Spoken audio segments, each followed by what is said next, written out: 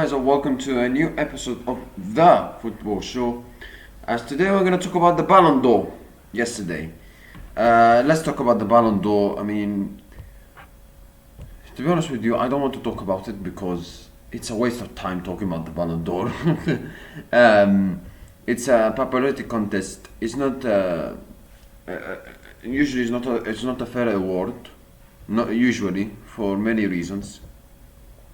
They do it for the popularity. They're not always fair, and we saw it when Roger won the Ballon d'Or last year. I mean, as I said before, trophies are earned, awards are given. You know, Ballon d'Or is given, that's for sure. So, yeah, but of course I have to talk about it. Of course I have to discuss about it because I'm a football fan and I'm doing football shows, so of course I have to talk about it. Lamine Yamal wins the men's Copa trophy for the second year running. Yeah, completely deserved. You know, he's been. If you look at the other players like Dean Hedgeson, etc. He's been. I think he's been better. All of the youngsters. Yes, he's still very, very young. I think he's 17 years old, which is crazy to think, but. He's been fantastic. He was brilliant, fantastic for Barcelona, delivering, scoring goals, making something happen, dribbling. We saw some stuff that we loved about Lamine Yamal, the tricks, the skills, etc. So. Yeah, and if you look at other players, the likes of Desire Doué, Gio Neves, Davio, Hudson Kobarsi, Lewis Kelly. However, I think that the guy who should have been considered more to win this trophy was Desire Doué, because I thought he was again brilliant in the Champions League final, delivering the big games for Bayern Munich. But of course, Yamal has been more consistent. Over the whole season, whereas Desire Doué, he's stepped up in big time. Whereas overall this season, I think Lamine Yamal has been consistent. So I think he deserved it more, in my opinion. Lamine Yamal. So congratulations to him. Goalkeeper, the Yashin Trophy. Donnarumma wins it. Deserved. I mean, completely deserved. He's been fantastic for PSG. Was crucial to their Champions League run, crucial to them winning the treble, winning lots of trophies. Making big saves against Liverpool, making big saves against Arsenal at the Emirates. He's been the best goalkeeper this season. And he's stepped up in big time for PSG when PSG needed him, and completely deserved. And then you've got Alisson, Jan Sommer, Thomas Thibaut Courtois, Yassine Boué. I don't know what Emiliano Martinez is doing in this list, honestly. But anyway, let's move on to who else? Luis Enrique. Winning the Johan Cruyff Trophy, the best manager, completely deserved.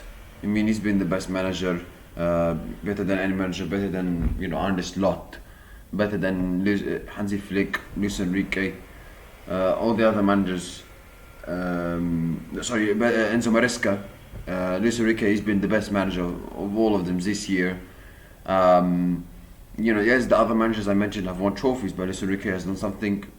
He's the only man to do it, which is the treble and winning the Champions League. And the way he did it was fantastic. Let's not forget, PSG, they were whisper away from getting knocked out of the Champions League in league phase. But he turned it around, winning the treble, playing amazing football. He deserves a lot of credit. For sure, he deserves winning the best manager, the Johan Cruyff Trophy. Paris Saint-Germain were named the Men's Club of the Year at the Ballon d'Or ceremony, 15 minutes after losing 1-0 to Marseille in Ligue 1. The biggest rivals.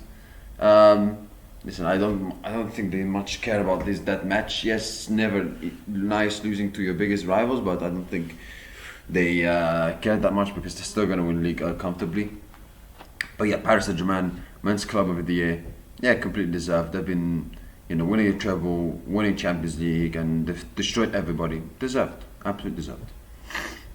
Now, let's get into something where it's really, really serious, okay? Let's look at the list of the list, okay? And we're going to talk about that winner, Ousmane Dembele. But let's look at the list first, okay? Because it's a kind of a bit of a joke, again. Okay, 30th Michael Olise, 28th Florian Wirtz, 28th Virgil van Dijk, 27th Declan Rice, 26th Erling Haaland. Michael Olise 13th. Are you really joking? Haaland above Van Dijk. Really? Declan Rice above Van Dijk. Really? I really don't understand, honestly. And then you look at the 21 to 25th. Guirassy, McAllister, Jude Bellingham, Fabian Ruiz, and Denzel Dumfries. If Fabian Ruiz should be, if Fabian Ruiz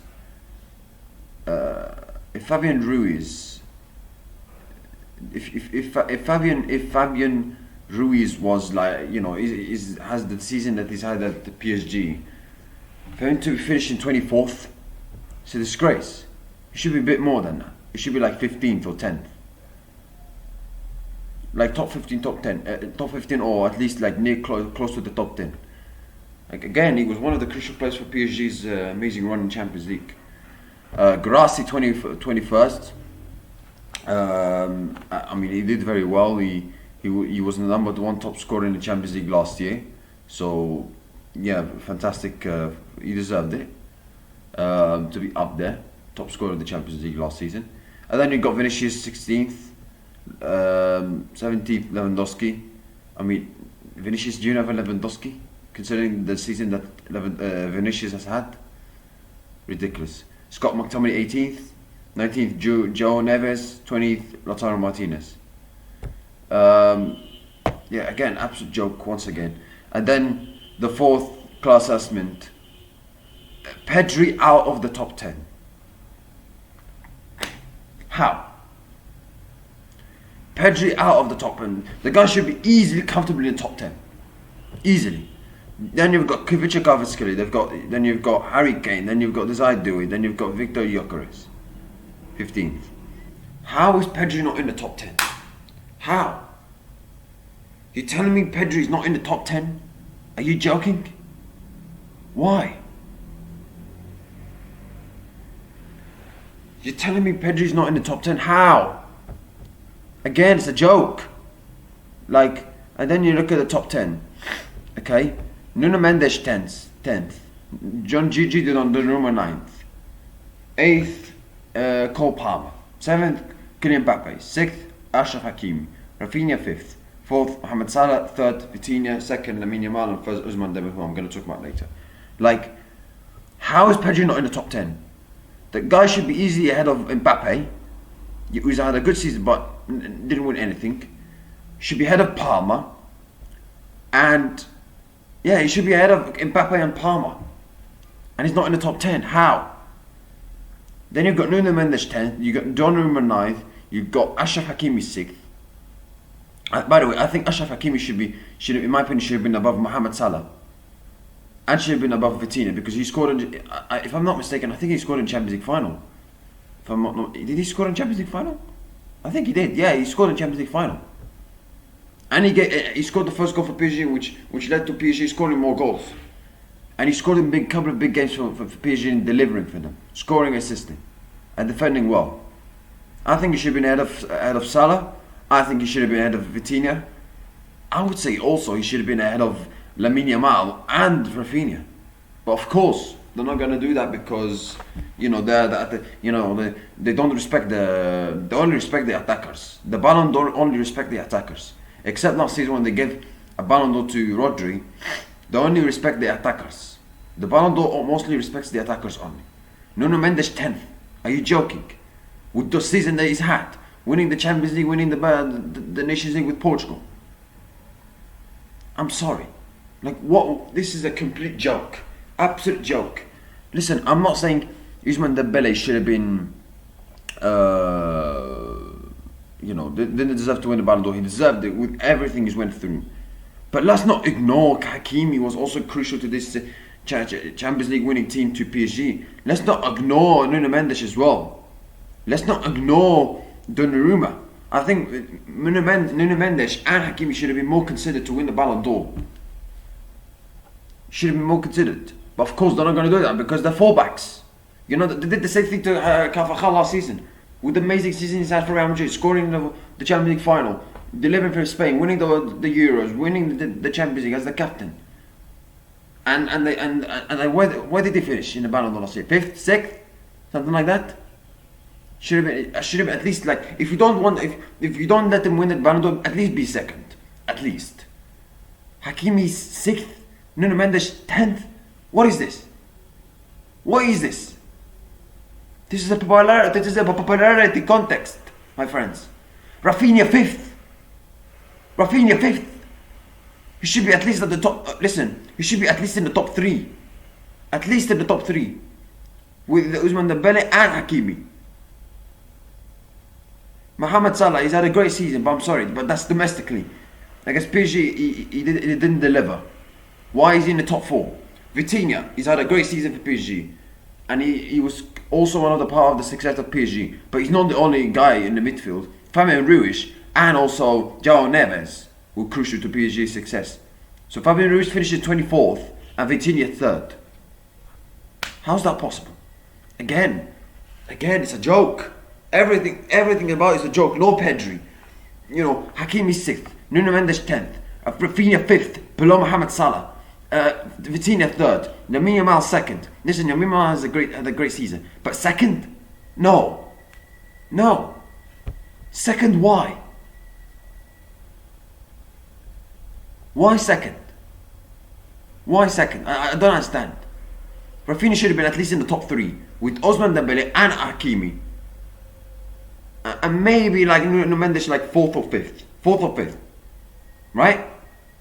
But like those should be the top 3. Ousmane Dembele, Rafinha and Hakimi. But why am I ranting?